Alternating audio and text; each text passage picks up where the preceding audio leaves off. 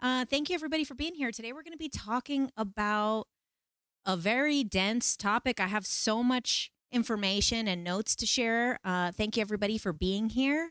So, what we're going to be talking about today is it a cult or is it just spirituality? Okay, now, first, I wanted to talk about this topic because I am a believer, a person of spirituality, a person who teaches in this space. So it's something that I wanted to address because a lot of times when people kind of use the word cult or accuse something of being a cult, sorry, my nose is just, I just had a whole moment. Okay. And a lot of times people use the word cult. They're using it obviously to be derogatory or to discredit someone or something. If someone disagrees with a spiritual belief or a political belief or a person, it's very easy to just say the C word and to just try to totally discredit that person and what they teach, what they talk about. And it's not really that broad of a topic when we talk about cults. So as someone who's in this space, I wanted to give a little bit of a different perspective. So, you know me, I'm always going to come with the facts, with the details. So, some of the things that we're going to be talking about today are going to be, we're going to go over the Boyd Cult Scale, which is one of the official scales for determining if something is a cult. We're also going to go a little bit over the BITE model. So, the BITE model is behavior, information, thoughts, and environment. We're going to go over it. I have all my notes here. And, emotional control. So those are the 4 levels of control that you want to see if there's a cult. One of the other things that we're going to be talking a little bit about towards the end is going to be, I heard a podcast from the guy who created the BITE model, where he actually interviewed the leading specialist on autism. This guy started studying autism. He's actually one of the first people to get this recognized as a disorder. He started in 1971. So he's been working on the topic in the field for over 50 years. So if anyone is an authority on the topic, it's him. So I also have all that stuff linked below, and the podcast is linked below. And he says that people who have autism or on the autistic spectrum are more susceptible to being manipulated by a cult leader or being indoctrinated into a cult. So we're going to get into that, but all the stuff leading up to that is you'll see why. So let's start off with kind of this spiritual space, why the cult leader can kind of get their grips on people. And number one, when it comes to spirituality, and there's other types of cults, by the way, we're talking about spiritual cults, which is a big part of it. There is also political cults, racial cults, where people become radicalized on all sides of everything. We've seen it all over the world in many different ways. But this is all about spiritual cults because this is the space that we're in. And with more people having accessibility to just do, what I'm doing right now, becoming a public figure in this space, there's also room for a lot of sociopaths to take advantage of people in this space. So this is why I want you guys to be educated and aware of what this stuff is, how to determine if something's a cult. So one, you could protect yourself, but then also, on the other hand of things, if someone disagrees with your beliefs, you also know how to defend whether something is not a cult. And it's up to you to decide. So, I'm not here to tell you who or what is a cult. I'm just giving you the ways to be able to navigate that. Okay. So one of the big things is definitely in the spiritual space. A lot of times people feel misunderstood. They feel like they don't have other people that are like them. They can feel isolated, especially when you're in the beginning of your spiritual journey. You can feel like you're alone. You don't have someone to talk to. People don't understand you.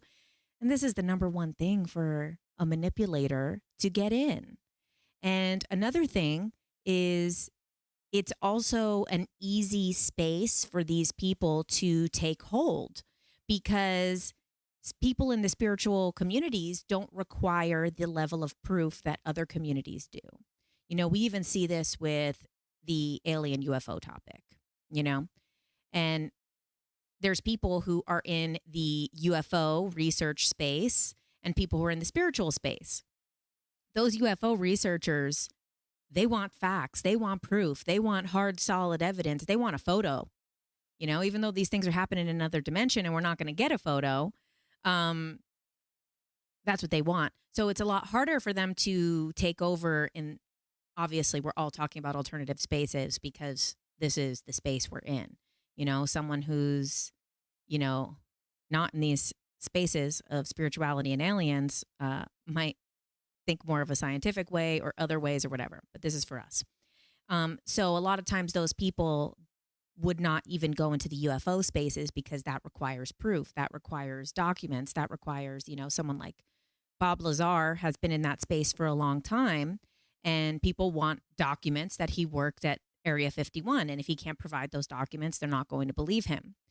Now, when we step into the spiritual space, we understand there's not really spiritual evidence. You can't prove God. You can't prove an entity. You can't prove these things. So it's much easier to manipulate people in this space. So let's see some of the things that I wanted to get into. I could have sworn that I had some other points about this. Okay. So a lot of times people in this space are using NLP. NLP is neuro-linguistic programming. Now, that could be used in good ways or in negative ways. NLP itself is not inherently negative. And it's kind of like saying a hammer is a tool of destruction or construction, okay? You could use a hammer to knock a wall down, or you can use a hammer to build something beautiful. That's kind of what happens when it comes to neuro-linguistic programming. And a lot of people who use mentalism and people who are magicians and performers in that way use NLP. Also, sometimes people use NLP for healing. Some people might do subconscious therapy where they're using NLP to program positivity into this person's mind. Now, on the other hand, someone could also use NLP to manipulate someone. They could use NLP to disarm someone. And it's very easy to learn how to do NLP. Any of us could learn how to do it online in an online course, in online videos, books available. It's accessible to everyone. Another thing would be something like The Art of Seduction, that book by Robert Greene. Now, that book really does teach people how to manipulate. And just as a couple of excerpts from that book, that book's been around forever. It's a best-selling book. So many people have read it or bought it and attempted to read it, and then it just sits on their shelf forever because it's a really boring read. I had that book when I was 18, and you know what? I only got a couple pages in. However, I do know some of the basics of the book just because social awareness of the book. And so The Art of Seduction. Robert Greene talks about how seduction is a nonverbal language. And just all of you have probably experienced someone like this. If someone is being overtly seductive towards you, you're going to close up. Unless, you really like them. But maybe even if you do really like them, you might close up because it's forceful. Now, the subtleties of seduction is to embody that, to make your personality seductive. Now that, once again, could be used for harm, could be used for good. I can't think of many instances that it would, unless you're like an artist performer. If you're a singer, dancer, something like that, I could see using the art of seduction to enhance your art.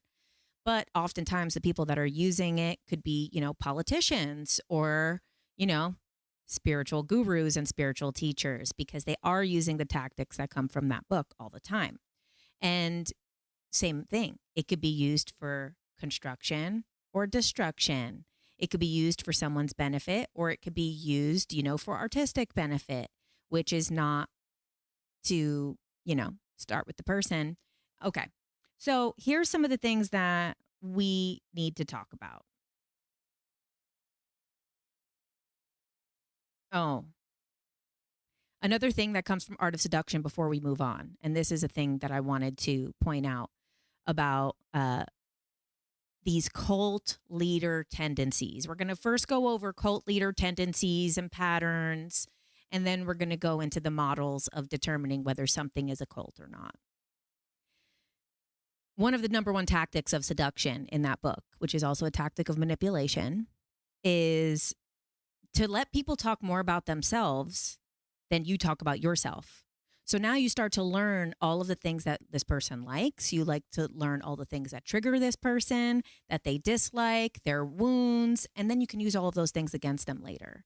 And that is a tactic that we see time and time again from these cult leaders. Now, okay, let's start with the characteristics of cult leaders, and these are also the ones that line up with being a sociopath. Now, I know I'm also streaming over here on TikTok. There's a lot of stuff that if you use the word sociopath, a lot of people get triggered and say, don't portray them negatively. These are the facts, okay? We're not here to tiptoe around sociopaths' feelings, people who don't even have feelings, to not warn and protect other people who are being genuine. So sorry if anyone's triggered. Log off if you don't like it. Sorry. I got banned last week for what I said on TikTok. So actually I should chill. I got banned for days of going live on TikTok after last week's Tuesday Night Live. So here I go again. Anyway, okay. So this information is coming from Robert Hare's work on sociopaths, as well as Madeline Tobias and, I'm going to probably butcher this name, Jonja Lalick. Okay, they wrote a book called Creative Hearts, Creative Minds, Freedom and Recovery from Cults and Abusive Relationships. Now, a lot of these things are also could happen on the personal level. So keep in mind that maybe you're not involved in a group or something like this, but there might be someone even in your personal life or a partner who's doing these same tactics to you.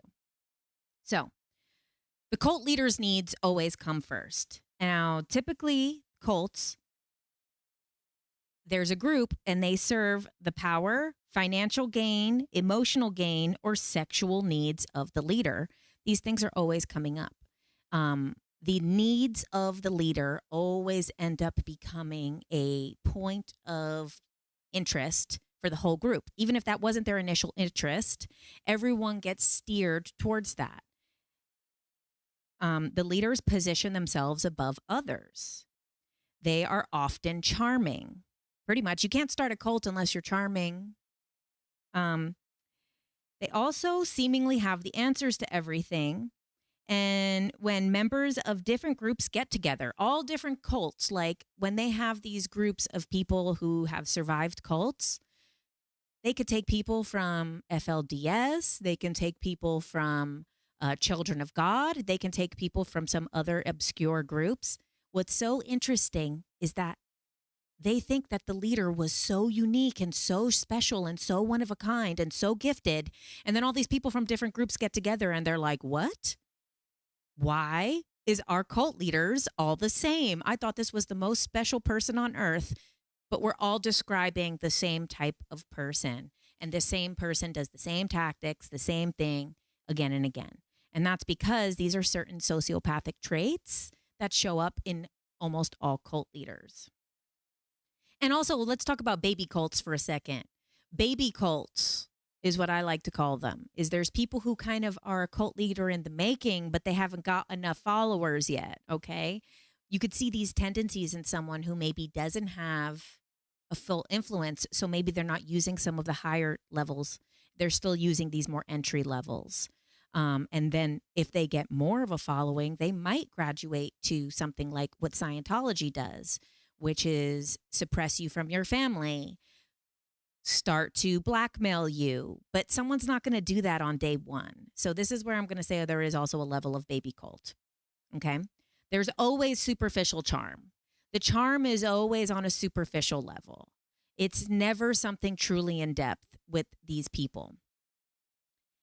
Cult leaders will manipulate emotions to create relationships in which they can dominate. So another thing that we see more in the spiritual space, especially that I've seen, is people manipulating members of the opposite sex, gender, whatever the hell you want to call it. You know what I mean? All right. I know I'm on TikTok here, about to get banned for that.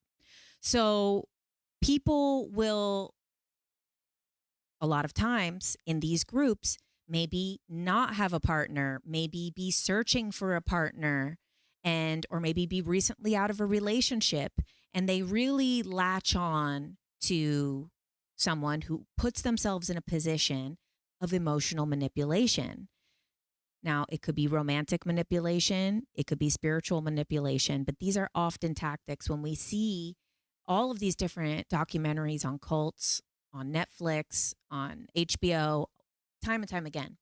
We see that they're always manipulating that relationship with someone. Now, it might be, a lot of times it's romantic. Many times when a male cult leader, and we know a lot of men have issues with power. You give them a little bit of power, even it could be a crossing guard level of power, and they want to use it to get women, you know? A lot of times what I've noticed is watching stuff with more female cults, they use sometimes manipulation. Sometimes they do use sexual allure to get people in. But a lot of times they will tap into other things like that one, The Way Down, the one that was like the Christian weight loss cult, the one that they died in the plane crash on the way to the Trump rally. Crazy ending to that documentary. But she was using people's insecurities about their bodies, about weight loss, about things like that. So finds a way to emotionally manipulate and get these people closer. Okay. We're moving quickly here because there's so much to get through. Grandiose sense of self. These are sociopathic tendencies, but also cult leader tendencies, and a huge sense of entitlement. They crave attention and adoration, even though they say that they don't, and they portray themselves as not wanting adoration, but it's very obvious if you can kind of pull up and get some air from the situation, you realize how much they actually are obsessed with the adoration.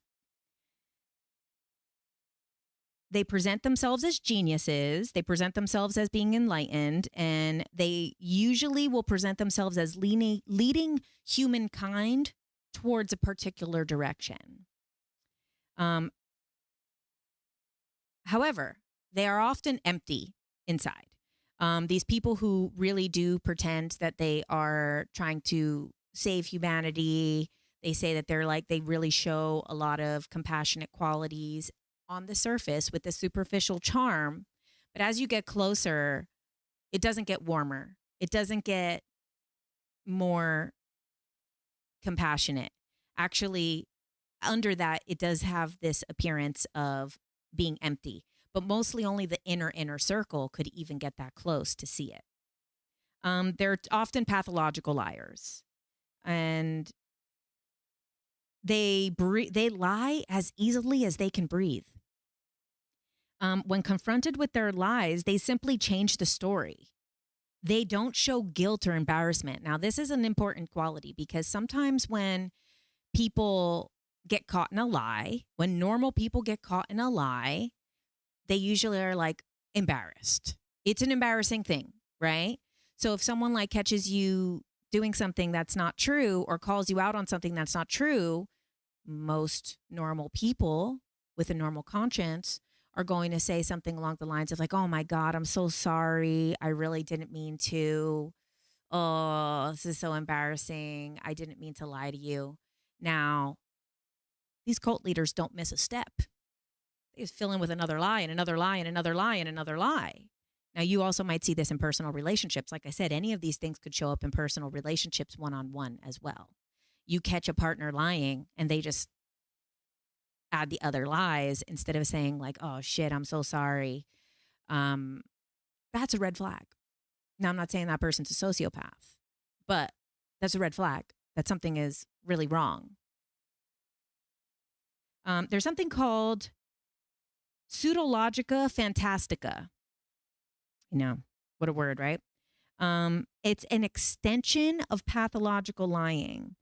And this is where cult leaders not only create lies, they create complex belief systems or ideas or about their own powers or their own abilities or their own history or about their own story. And they usually will get caught up in this themselves. They might believe it themselves. We don't know. Do they believe it themselves? But this is like an extension. It's not just regular pathological lying. This is really like world building pathological lying. If you guys saw that FLDS documentary on Netflix, that's a perfect example of it, is how he is like the extension of the prophet. The prophet only channels through him. And now he starts creating all of these rules and these things and all this stuff because of what the prophet is telling him. Now, these people are not original thinkers. Cult leaders are very rarely original thinkers. This is another common thread with them. Even though they appear to have original thoughts to their followers, what they actually do is they gather ideas from a bunch of other people. They package it all together. So a lot of times they either are great researchers or they're really good at picking out these people who are individuals, talking to them, getting all of their information, and then repackaging it as if it came from some higher source or from some special place that you don't have access to. You can't go there. You're not a part of this. So only I know this information. But in reality, a lot of people along the way know that they're the ones who gave them that information or channeled that or this or that. Maybe there was, and that's the thing is, we're talking about this stuff, but this is coming from someone who, I believe in channelers, I believe in aliens, I believe in the spiritual thoughts. What we're talking about is these kind of narcissistic people, sociopathic people, these cult leaders who position themselves into these communities which are based on beliefs that people resonate with, and then manipulating and positioning themselves into a place of power, creating lies about themselves and their own history and their own abilities, and then using that for power, emotional manipulation, adoration, financial gain, and usually their sexual needs will come into it. They don't usually do that with everyone. They slowly pick through and do the sexual needs here and there because they don't do it to every single member. I've watched all these documentaries on cults, Okay. They usually have a lack of remorse and a lack of guilt, but usually you're not going to see that because they're going to be covering up with the other lies. So it might be hard if you're in the mix of it to see that this person doesn't really have remorse. But if you catch them in lies and they're not embarrassed or apologize, or if they're rude to someone else or exclude someone else and they don't show any remorse about it, that could be a sign. They have very shallow emotions, but of course they put on the superficial charm. So it's hard to see some of these unless you get very close into the inner circle. And, if you've watched the NXIVM documentaries or the Child of God documentaries, or we'll also get into Love Has Won. Love Has Won was a small cult. I think it only had 12 members, but she went hard. And there was also a rare cult that was a female leader. A lot of the times, a lot of these cults are male leaders, but Love Has Won. Oh, thanks for the super chat there. And so Love Has Won was started on like YouTube, I think. It was about 5D, about the fifth dimension, about the ascension of the planet, about the earth shift. So that is something that's in our space of things that we talk about and we believe in. And she called herself Mother God. She died because she took too much colloidal silver. She kept taking so much colloidal silver and she was secretly doing drugs and secretly drinking. And she was abusing these 12 people that were her members. And she got all these people to like come and live with her in Mount Shasta. It's a really crazy story. It only happened recently and it really didn't make like super big news. I heard about it because, that's the area of things that I look into. So I'm like, oh man, a 5D cult. Fuck. So with that, she had these things, but then if you watch the videos, she really starts talking about how you won't be able to ascend without her. Well, that's not true. And that's when we start getting into the Boyd scale. We'll get into the suppression of information and how information is behind this person only. It's different. It's not just the topics. And this is where it comes to with the cult stuff, where sometimes people will say something's a cult just because the ideas are crazy to them.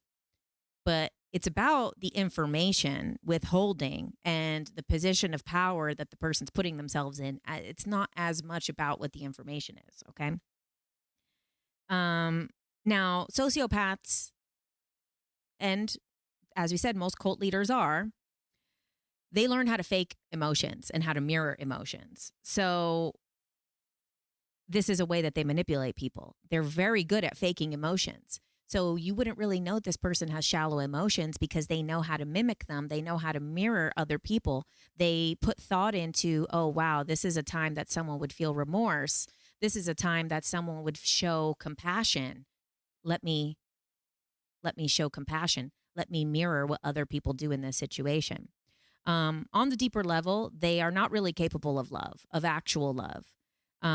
They usually can't give it or receive it, but they are able to mimic emotions. So it's a complicated thing.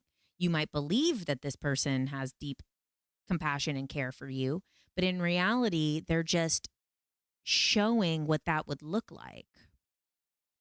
And another thing, these people, these gurus, these cult leaders, not all gurus, but the guru cult leaders, oftentimes they will claim that they have given up something really great for you, for this cause, for this mission, for something.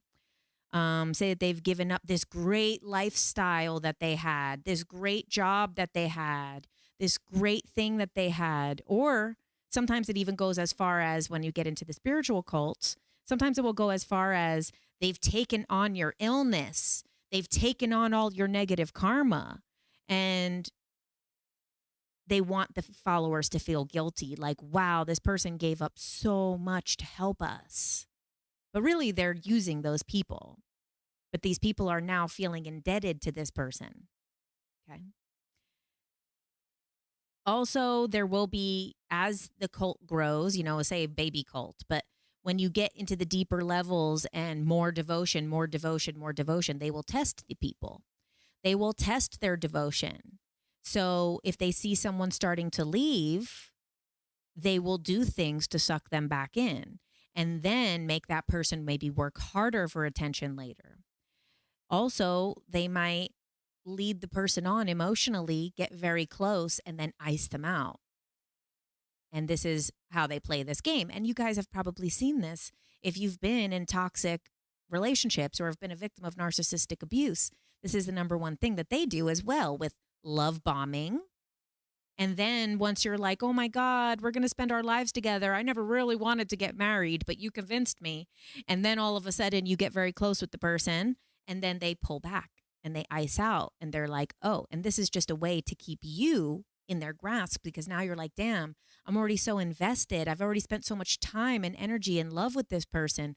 What did I do wrong? And then that's where the tests start coming. Oh, well, if you loved me, if you cared about me, and this is what happens as well with cult leaders. Need for stimulation. They get bored very easily. So they do take a lot of risks to entertain themselves. They do push the boundaries of respect, and they will push their followers further and further beyond their limits, which is quite common to also deteriorate them psychologically and emotionally. So they'll push these people further and further and further with their limits. They sometimes will be callous when you get closer and closer. And obviously not in the beginning. They have to get you to trust them at first. Let's see. For cult leaders, it's almost impossible to understand what it's like. For people who are not cult leaders, like us normal people here, it's hard to imagine that someone might not have a conscience, that they might not feel bad for something that they do, or that they would lie to people. Like that's one of the number one things that people say after getting out of a cult situation. They'll say something along the lines of like, I couldn't believe that someone would have lied about all that stuff. I still can't understand why they would make this up. Why would someone make something like this up? It's hard to understand if you're not one of these people.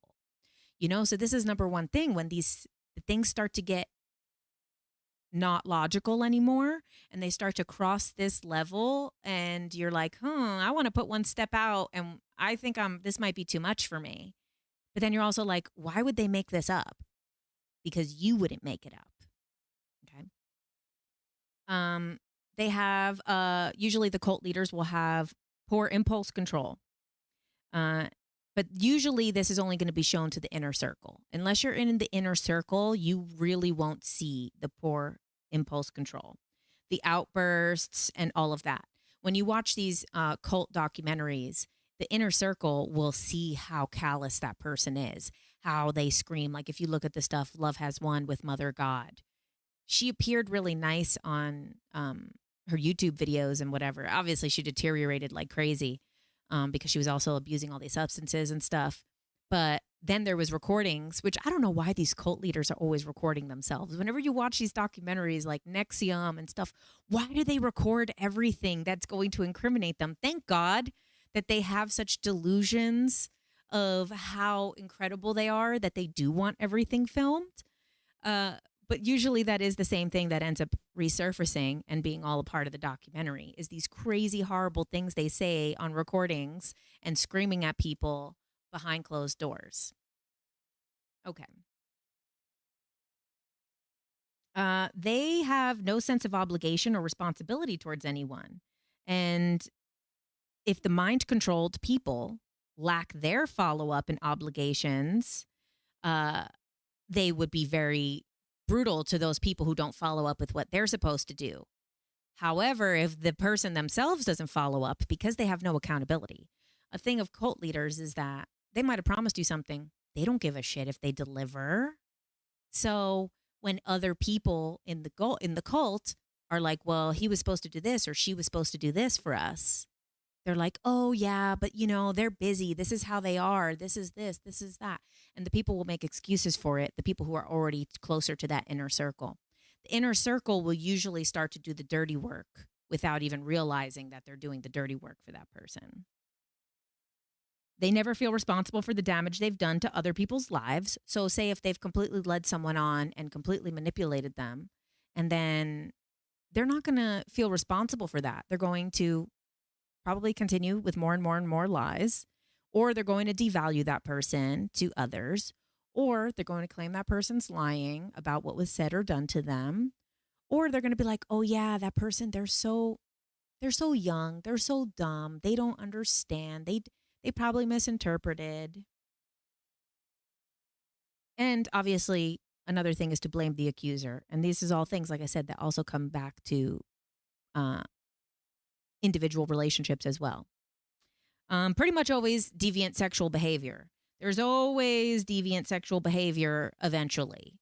And that's where we can talk a little bit about NXIVM. So a lot of these cults, I believe, now this is something, a lot of this is based off the research that I've done. Something that I didn't see in research, maybe I just didn't come across it, but it's my observation of always looking at cult documentaries and researching cults, because it's just something that it's unbelievably fascinating how something like this could ever happen, how people can fall into these things. It's like, I guess, similar to like people who really like true crime, it's very fascinating to see how the hell do all of these people just start believing this stuff and this person, and everybody gets sucked in, and loses all their life savings and all this stuff, and to really see how these people get broken down.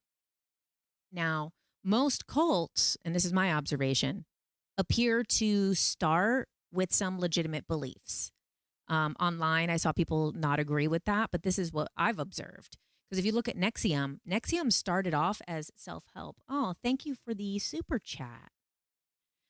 So they will start off with a positive thing. Like NXIVM started off with personal development and self-help, and they actually were helping people. They were helping people get better jobs, present themselves better in the world. It starts off as really good personal development.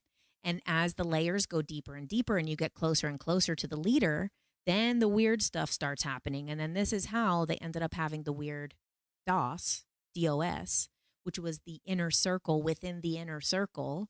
And that's where it became a sex cult.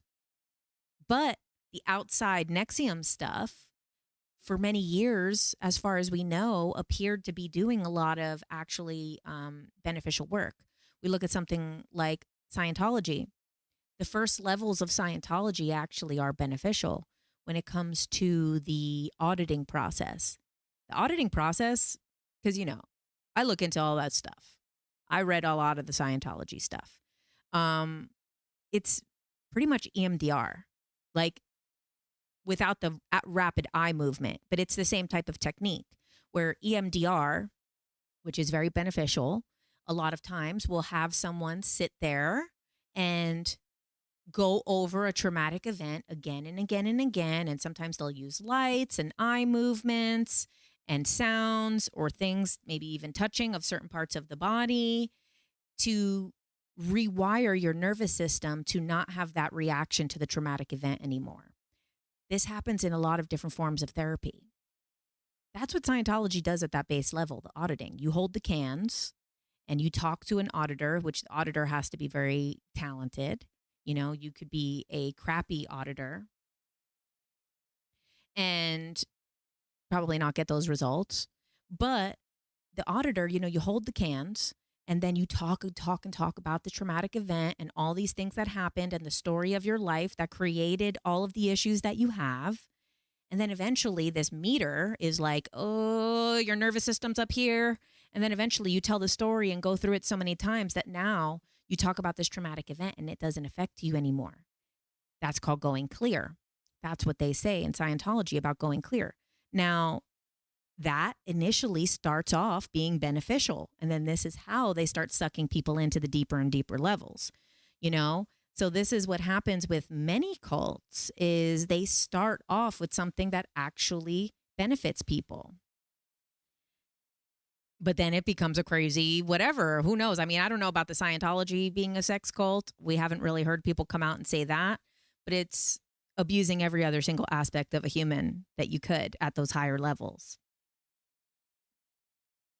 Also, when cult leaders and these manipulative people and also people with extreme sociopathic tendencies, when they get caught, they just change their name, use a different identity, and go to a new group of people. So usually they're going to be lying about their past. It's very common for them to lie about their past because they probably have used 10 other names. I mean, even look at it's not a cult, but it's the same, all of these similar tendencies in that documentary, The Tinder Swindler. That guy, he would just change his name, change his thing, and move on to the next and do those same tactics, so many of these tactics again and again. So it's important to know what these tactics are because they show up in many different areas of life, not only in cults. They show up in relationships as well. They show up in work environments. These things are important to be aware of. Okay. So now the methods of starting a cult. When people are starting a cult, they pick an obsession of people. It could be an obsession that they have, or it might be an obsession that they see. If they are actually sociopathic, they see that other people have this obsession. And it usually is pretty niche because that works better. If it's an obsession that is so widely known by so many people, you might not have that ability to kind of pull people in on vulnerability.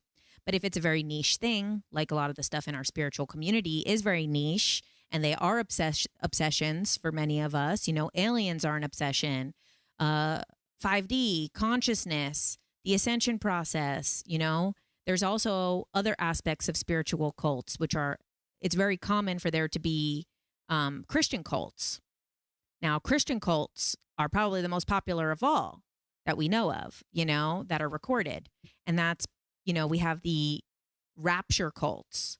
We have, the doomsday stuff, apocalyptic stuff, the return of Christ stuff. That becomes a big thing in Christianity and in these specific cults. Then you have a lot of stuff which are like the offsets of Mormonism, like FLDS, which go into the extreme levels of what was being taught in Mormonism. Also, there's certain groups of Jehovah's Witness that a lot of these similar things are being used. And there's sometimes someone who claims to be getting information from a prophet, who claims to be getting and then there's other things too, gosh, which one is it? Is it, I forget what the name of the cult is, but that the guy's name was Moon. His last name was Moon. And he believed that he was the reincarnation of Christ. You know, these are common things in this thing. Okay, so they pick an obsession. That obsession could be spirituality related. It could be religious related. It could be about anything. Also, these obsessions with the personal development cults. So this is it needs to be something that really hits with people, really that they are excited by. Scientology, NXIVM. These things are so they also, these things a lot of times will manipulate people who are trying to know or are trying to get the potential to change lives or to make the world a better place. Obviously, that hits a lot of people. It hits kind people. Kind people want the world to be a better place. They want to help others. That could be an obsession for them. So Scientology talks about that. NXIVM talks about that. The Love Has Won talks about that. Children of God talks about that. And FLDS all talks about that. They also will find a subject or activity that people are super passionate about. And it has a unique worldview that speaks deeply to a small group of people, but would confuse most other people. It needs to be that niche thing to really get the grip on those people. Something that will benefit others. They look for these things, like the topic of the cult is something that will benefit others. This comes back to the NXIVM thing. The world will be a better place. Okay, it's always organized by a single charismatic individual. There's always some highly charismatic individual that positions themselves above other people. It's a group of usually good people. And this is what happens with the Jonestown thing, with Heaven's Gate, and with the Manson family. That was a charismatic leader. They had the ability to be extremely charismatic on the surface level. They will usually suppress skepticism. So if someone in the group is kind of that doesn't make sense, they're probably going to ice that person out or start to diminish that person behind closed doors, or go to that person directly and try to swindle them back into their good graces so that person doesn't continue to talk about that person. If there's someone who becomes skeptical of them, they just ice that person out. They don't want nothing to do with them. They're not going to even utter that person's name again unless to talk shit about them. The leaders usually glorify themselves while also promoting previously unknown information. So they glorify themselves by also revealing information that no one else knows or has access to. Oftentimes that's lies, because most information is actually available. Or they find people that they're smarter than who don't know that information. So it's new information to those people. But if you look at the FLDS documentary, that guy just started making shit up and just started saying crazy stuff. But he was saying that it was previously unknown. No one knew this until just right now. Oh, there's this new information that's coming, but it's not available yet. Oh, the prophet is going to give us this information. The aliens are going to give us this information. Oh yes, that's who it is. Young Moon. Yes, that's exactly who it is that said that he was Christ incarnated. Okay. All right, now let's get into some of the ways to determine if something is a cult. The Boyd scale. So there's 10 factors. Each one of these factors you would rate on a scale of 1 to 10. And I have this linked below. Also, the place that I was reading information from before about the sociopathic tendencies of cult leaders, that's in the link below in the YouTube video. For anyone watching on TikTok, it's over on YouTube. This Boyd scale is linked below, and also the bite model. We're not going to get super into the bite model because it's really long, but we're going to dabble, okay? So for the Boyd scale, this is the one that I like. This is the method that I really enjoy to look at. This is why, too, when people say Trump is a cult, there's some tendencies, but it wouldn't really rank all the way. Or they say this person on social media is a cult, but the person doesn't really withhold information and make people do things to get that information. They just disagree, and people are acting erratically about things. But this is why the Boyd scale is really important, because you'll be able to determine for yourself if something is a cult. Okay, factor 1, information control. Number 1. To what degree are followers not allowed to read materials not regarded as group scriptures, text, or literature? Is it all right for you to read and study materials outside of your group? To what degree? Now, if you're not allowed to read anything that is not from the group leader, that's a 10. Now, if the information is you need to come to this person for the information and there's nowhere else you can get it, but you're allowed to engage in other things, that might be a 5. That's for you to decide. Oh, thank you for the super chat. I appreciate that. Okay. Factor 2, devotion to the leader. To what degree does the group encourage love and devotion to the leader of this group? Does everybody appear to worship this person? And there's a level. Okay. Does everyone think like, oh my God, what will we do without you? You're the one who gave us these skills. You're the one who granted us with this information. If it wasn't for you, I wouldn't know myself. And they get the other people to be devoted as well. It's probably going to be a 10 on that one. If it's someone like, oh, everybody really likes that person, but is it love and devotion because they like the person, but that person is not really like encouraging that behavior? It just kind of is like, say, like, you know, Beyonce. Like, I wouldn't say Beyonce is a cult, even though there's a lot of love and devotion. You know, she's not, you know, closing it off and making those people devote her. You know, they like her because she's got the it factor, you know? So with that one, who is the leader? If they defy the leader or do they make this person a savior figure? Does this leader claim to be a conduit or messenger or a prophet of the true leader? Does this person claim to have information that they're receiving somehow that you don't have access to? Okay. Factor 3, dependence. To what degree are the followers' behavior specified and directed by group doctrine and leader commandments so that this guides followers' decisions? How much has your faith influenced your choices? Do you do the same things that you did before you joined the group, or have you changed your behavior radically? Have you had to change your behavior radically to be involved in this? Have you had to change yourself to be a part of this group? Do you find yourself losing old parts of yourself? Are you going to rate that 1 to 10? Okay. Factor 4, coercion. To what degree are followers manipulated to enter the group or to remain in the group by instilling fear, shame, or guilt? Is there any humiliation or public embarrassment or threats or emotional blackmail? Are other members of your group or leader or your leader ever make you afraid or shame or embarrass you if you voice an opinion that they don't agree with? If you ever thought of leaving the group, have other group members or the leader pressured you to stay? Have they ever threatened you with fearful consequences if you leave? Now, fearful consequences, 10. Now, other types of manipulation and coercion, maybe that's a 5 or a 6. Depends. That's for you to decide.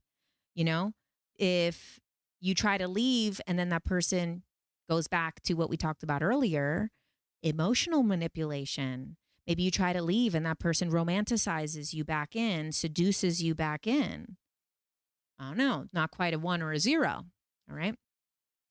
Factor 5, mystification. To what degree do followers learn a special language or interpretation of symbols that creates an alternate mindset, their view of reality?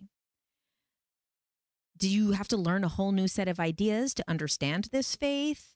Does your leader interrupt your scripture in a way that is different but makes more sense to you now? So, like, maybe you knew these things, but the way that they're presenting them is now interpreted differently. You know, this happens a lot with the Christian cults. They'll take from the Bible, but their interpretation of the Bible is very different. Maybe in our spiritual space, someone will take information about aliens or about consciousness and change what it means when you're, you know, in a private setting, in this group setting with them. Okay. Factor 6, dissociation. To what degree are followers asked to remain in an altered state of awareness outside of their grounded state of awareness, affecting their ability to function normally in their personalities? How much of the time are you asked to remain in union with your spiritual essence? Are you asked to continually meditate or pray? Of course, meditating is not a bad thing. Praying is not a bad thing. But if most of your interactions or things that are with this person involve you being in that altered state when you're in a hypnotic state, or, you know, if 90% of the things that you see of them are always hypnotic, are always meditation, maybe that's a little higher. Okay. Identification, factor 7. To what degree do followers identify themselves with an element of the subconscious mind, the spirit, the ensouling entity, or the nucleus of an identity? That got a little intense there. And detach from the identification of their ego and self. Do you think of yourself as being your human self or personality, or as a spiritual essence now that you've become a member of this group? After you've become a member of this group, are you no longer seeing yourself as the human self? Now, are you only seeing yourself as this alternate version of yourself? Now, this is where things get tricky in these last 3 parts, because a lot of spiritual practices do believe this that are not cults, because there's no group. You read these in books by yourself, you know, or someone could teach you that, but they're not guiding you to do it, you know? So there does need to be an element of a private group that is regularly meeting, you know, because many of us, you know, who believe in the starseed stuff do believe that there is an element of ourself that is our human self and an element of ourself that is our non-human self. However, if you're a part of a group that continuously keeps you in the meditative state, like factor 6, and then factor 7, where you no longer are starting to identify with your human self, this might be a cult. Okay. So see, we're ranking each of these factors from 1 to 10 or 0 to 10. And at the end, I'll let you know what the magic number is where shit starts being a cult, okay? Factor 8, isolation. To what degree does the group cut off followers from relating to family and friends outside of the group and limit contact with society outside of the group? Do you have regular contact with your family and friends that you had before you joined the group? Does the group ask you to cut ties with your family or friends because they are worldly or deluded, or they don't agree with the beliefs? Or do they encourage you to not hang out with people that aren't aligned with the beliefs? See, now these things is also what happens naturally in your spiritual journey on your own without a leader. Sometimes you might start believing in certain things and then not relating to some of your friends. That could be normal. If it's encouraged by someone, maybe that's not. That's each person to decide. Scale 1 to 10.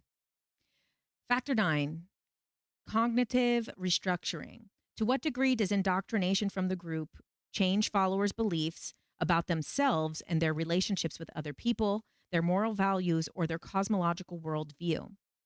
Would you say that what you believe about yourself and your relationship with other people has changed a lot since you joined the group? What about your morality and your beliefs that is right and wrong? Do you view the world differently, and have your beliefs about God changed? So again, scale of 1 to 10, there's many factors of this, and this is why there's 10 factors, and each of them are judged, because that could be a 10, but everything else is a 0. Probably not a cult. You know, that's why there's all these different bases that you need to touch. It's if someone gets a 10 on one, It's not necessarily a cult. Okay. Factor 10, our final factor. Nexus of motivation. To what degree do followers' goals and dreams shift from a personal focus to a spiritual focus so that the personal focuses and goals are postponed or abandoned altogether in favor of spiritual aspirations or a group mission? Would you say that your spiritual aspirations and your desire to follow your teacher or to advance your group's mission has become very important to you now? Do you still pursue your personal goals and dreams that you had before you joined this group? Okay. Now, if you were to do this, you can look it up yourself, the Boyd scale, and go through those 10 factors, rate them each from 0 to 10 if you feel like you might be involved in a cult. If you score 60 and above, we're getting into cult territory. 60 and above is cult territory. They say if you rank 50, that means you're bordering to what I would call baby cult. I mean, I would say maybe even, I don't know. I'm not Boyd. I didn't create the scale. Let's stick to what Boyd said. 50 points is baby cult, okay? 50 points is like you get a little closer, you might be in that inner circle, you might start to see more, and it might go up, okay? Okay, so now the BITE model. The BITE model was created by Stephen Hassan, and it means behavioral, information, thought, and emotional control. And he takes these 4 factors, and there's a lot. There's 22 under behavior. Some of these things will control what you do with your sex life, control how you dress, how your hairstyles, what you're allowed to eat, deprivation of sleep, financial exploitation. These are a lot of the things that we see with FLDS and stuff like that. The behavioral one is like something like the FLDS. They get like 10 out of 10 with these. Like it's all of them. Like it's so many. The physical reality, the way that they can look, the way they can act, the way they can talk, the way they can dress, who they're allowed to do what with. FLDS was really crazy because these people were not allowed to have sex, even with their own partners and stuff. But then having these 14-year-old girls with the leader who was like a disgusting, decrepit 80-year-old man. That one's traumatizing. That one, I was screaming at the screen when I was watching it. I was like, come on. And in that one, everyone's really mad at the leader, but not mad at their own fathers. The fathers who allowed them at 14 years old to go and be with this man. That's why at the end of that, I was like, these people love their parents too much. I swear. Like my dad did way less than that. And it was a lot to forgive. But anyway, moving on. Information control. This is important because this is the ones that we kind of more so get into in the spiritual spaces that we are. Could be deception from deliberately withholding information, distorting information, minimize or discourage access to non-cult sources of information. Again, this is like something Scientology does, that they're not allowed to like really look at other things on the internet or TV or articles and stuff. Limiting people's access to critical information, limiting their access to former members, keeping members so busy that they don't have time to do any outside research, controlling their cell phones, texting, stuff like that. This is when you're deep, deep in, you know? That's why I like to go over all the other stuff first, because this BITE model is pretty intense. Like you're already in the thick of it. But these other ones that I did before, the tendencies of the leader and the tactics of the leader, that's more on that outer level that you should be able to maybe look at that, and it could help you see those things so that you don't end up full blown in this. Compartmentalization of information for insider and outsider doctrines. So when you're on the inside of the group, you get a certain information, and then the outsiders get different information about the group. We see this all the time, especially with Scientology. They're like, we don't believe in alien souls. And then you get to the high levels of Scientology, and it's literally about the alien souls, which is, once again, you know, I believe in the alien souls. You know, Should I tell you guys what Scientology actually believes, to my understanding? Since we're here, we'll talk about it. So basically, they believe, and this is why it gets crazy because other things believe this, but it depends. Are you getting this information from a source that wants nothing from you and gives you the sources yourself and is like, hey, read the book yourself? And then that's it. Present the information, take it or leave it, believe it or don't. If it resonates, take it. If it doesn't, don't take it. Or do they make you go through 10 layers of occult, deeper and deeper and deeper, emotional blackmail and all of this stuff to get this information? That's why I'm saying this from the spiritual side. A lot of this information comes up in other places.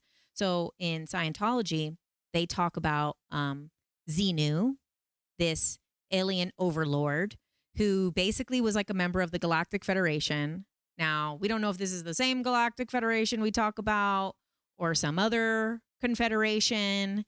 That's not very clear because I didn't get to this. I'm not a Scientologist, so therefore I've never reached those higher levels to know the differences. And I don't even think the members probably know the difference because they're indoctrinated into a cult. So they believe that this Xenu was like a high-ranking member of the Galactic Federation. He started to become corrupt, and then he wanted to, there was an overpopulation problem in space on multiple planets. And this federation was looking over many planets, and there was a population problem. There was too many people there. So basically, Xenu, the alien overlord, called all of these souls, these people, these aliens, in and did them tax audits because he really hated the IRS. So rightfully so. But basically in this story, meaning L. Ron Hubbard really hated the IRS. And he brings this people in for tax audits, but then freezes them, takes their souls with technology, brings billions or whatever of these souls to stop the population problem, takes these souls, brings them to Earth, drops them in a volcano on Earth, and now all these souls thought that they were going to be going into a tax audit, and then they thought that they were going to be brought, I guess, to this other planet. He kills them all on Earth. Their souls leave the body because they were frozen, now they're dead. So their souls are leaving the body. And then Xenu, this alien overlord, had created a technology which was like a net around the planet that captures the souls, takes the souls to another place, indoctrinates them into the false world history. This false world history teaches them about false religions, which they say that is Christianity and these other religions, about this whole fake world history that never happened, indoctrinates all of these alien souls with this false information. And then now the souls live all around in the spaces around us everywhere, and they attach onto humans. And then this is why you audit to go clear, because they say that all of your trauma and all of your issues mentally is actually from these alien souls possessing your body. So that's why you go clear. You do the EMDR style of auditing stuff to make yourself reach this level. And this is why you have to keep auditing and auditing and auditing, because then all of these other aliens are attached to you. And then when you reach the higher levels and you've already gotten all these aliens off of you, you now have to do it for the collective. So putting that out there, because there is a lot of crossover, a lot of overlap to a lot of the spiritual community. You know, we all talk about Galactic Federation. You know, we do believe that there is different things going on with souls. You know, there you go. That's what Scientology believes. Okay. But that's like, you have to spend like $500,000 and dedicate your life for all of these years to get that information that I just gave you now for free here on YouTube. Okay. Encouraging people to spy on other members, unethical use of confessions, like what happened in NXIVM, where they used collateral. So they basically would get people to tell their deepest, darkest secrets and then use that as a way they can't leave. Same thing that happens in Scientology with the auditing. You're doing this stuff to heal your trauma, but they're keeping track of all your trauma. And now later on, when you try to leave, they're going to say, oh, don't you remember Tom Cruise? You did something really gay that night. Do you want the whole world to know that you did something gay? If you leave, we'll tell them. And this is like what's happened with Scientology, you know? So this is like unethical use of confession, the blackmailing, and the collateral that is used in many of these cults that have been exposed. Okay, thought control, requiring members to internalize the group's doctrine as truth, instilling black and white thinking, changing a person's name and identity. We've seen that with some of the yoga cults. Now, yoga is good, but there is some yoga cults. There is some people who used yoga and tantra and things to manipulate people, and they do rename them sometimes. Now, there's also good things that happen, and sometimes people are named again in a positive environment. That's not a cult, okay? Use of loaded language and cliches which constrict knowledge, stop critical thoughts, and reduce complexities into buzzwords. They love buzzwords. Okay. Only encouraging good and proper thoughts, hypnotic techniques that are used to alter mental states and undermine critical thinking. Oh yeah, I got banned on TikTok just now. I'm telling you, it's freaking ridiculous. It's fucking ridiculous. What did I get? Oh, okay. I got banned for hate speech. Ridiculous. It's ridiculous. TikTok's a cult. Okay. This is why I don't even care anymore. I literally get banned like once a week. Like I can't even be emotionally invested in it anymore. Okay, anyway, memories being manipulated, false memories being implanted. You know, I'm not a fan of Teal Swan. I don't really have like a big opinion on her, but in that documentary that they portrayed her as a cult leader, I don't really get into all her stuff. And I did see that they actually recorded for 3 years and there was a lot of things taken out of context. So I'm not saying Teal Swan is a cult leader, but one of the things that showed up in the Deep End documentary about Teal Swan was implanting false memories where people were talking about being abused by their parents when they were probably not, convincing all of these people that they had been molested by their parents when they were not. So I don't know. That was very troubling. That was the most troubling part that I saw of the whole Teal Swan documentary. Okay.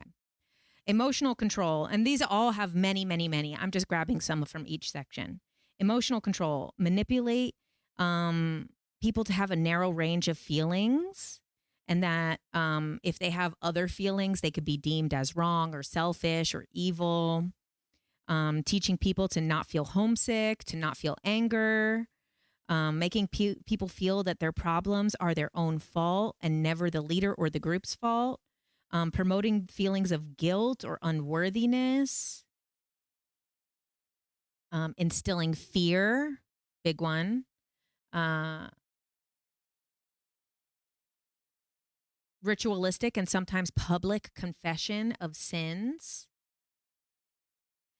And there we go. So if you guys are interested in hearing more about that, Stephen Hassan, but he says Hassan on the podcast, but it's spelled like Hassan.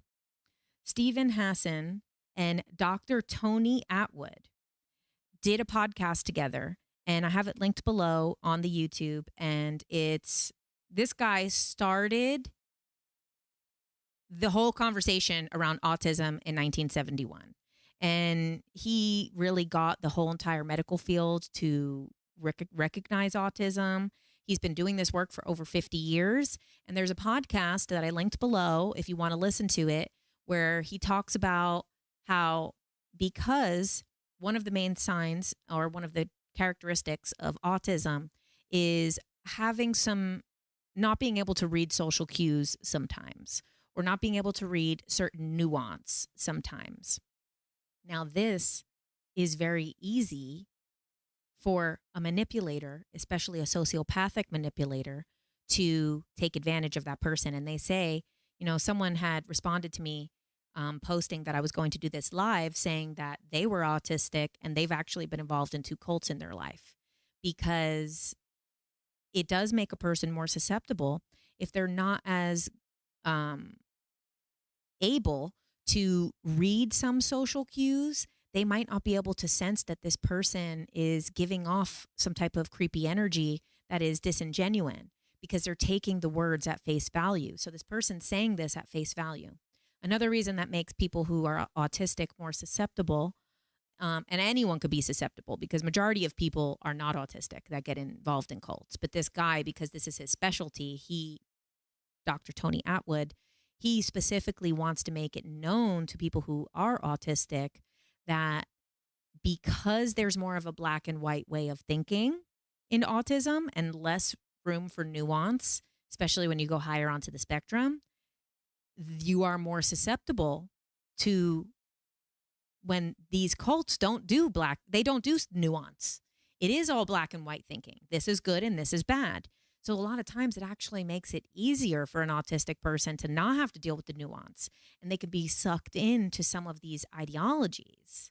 Now, I also linked below the link to the bite model, and below the bite model is the influence continuum. And it's a chart that shows basically bad, unhealthy behavior to healthy behavior.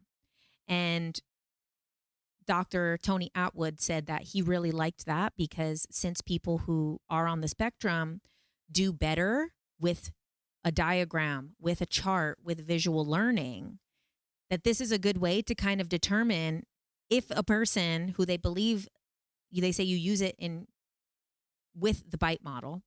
But if the bite model, it might be a little bit overwhelming. You look at this and it's kind of like positive and healthy behaviors and negative behaviors. And you could kind of see if you're interested in like being like, is this person giving like cult-like tendencies? It has like a little scale that you can look at.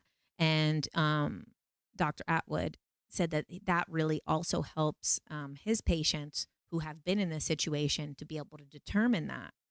So be extra careful, if you are someone who's on the spectrum, because you can find yourself being more susceptible to some of these tactics because, especially too, if it's on the level of like Asperger's or something like that, even more chance of maybe missing some of these cues. So if some of these cues that I was reading to you today, if you're involved in something that is showing some of those, then maybe question it, Now, of course, I talk about a lot of these topics, and that's for you to decide. I know I'm not a cult leader. This is why I do try to keep my information all available to everybody. This is where it is. This is the resource. Go and check this out. Go and read this. I'm not some conduit. I'm not someone receiving this information from God. If it's my own opinion, I'm going to tell you when it's my opinion and when it's from a resource. When something is outside of that, like the hypnosis, I'm going to tell you it came through from the hypnosis. That's how I like to, just be ethical about this stuff, because these are areas that time and time again, people use for the wrong reasons.